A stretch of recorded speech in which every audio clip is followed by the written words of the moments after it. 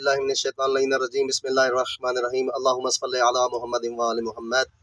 امن اکرام، دوستان گرامی، ماہ رجب کے آخری عشرے میں یہ 3 کام ضرور کریں۔ اگر آپ نے ابھی تک ان کاموں کو نہیں کیا تو ماہ رجب کا مہینہ آپ سب دوستوں کو پتہ ہے کہ بہترین مہینہ ہے، مغفرت والا مہینہ ہے اور رحمتوں والا مہینہ ہے۔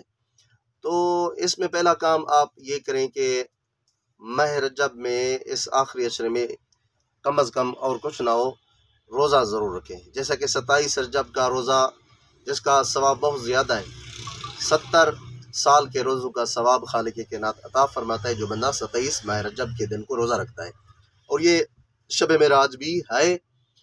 تو دوستان گرامی، کوشش کریں اگر آپ نے ابھی تک عشرہ میں نہیں فرماتے ہیں آپ نے روزہ رکھا تو روزہ ضرور آخری عشرے میں رکھ لیں۔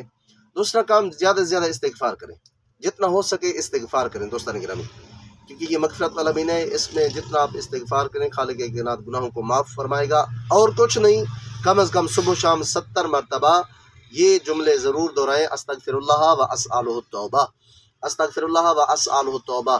فرماتے تیسرا کام یہ آپ نے کرنا ہے کہ اس میں کم از کم پورے مہینے میں اگر آپ نے کچھ نہیں پڑھا تو کم از کم اس آخری عشر میں 1000 مرتبہ لا الہ الا اللہ، لا الہ الا اللہ، یعنی خالق کائنات وحدہ لا شریک ہے، خدایا ہم تیری ہی عبادت کرتے، تیرے علاوہ کسی اور کی عبادت نہیں کرتے۔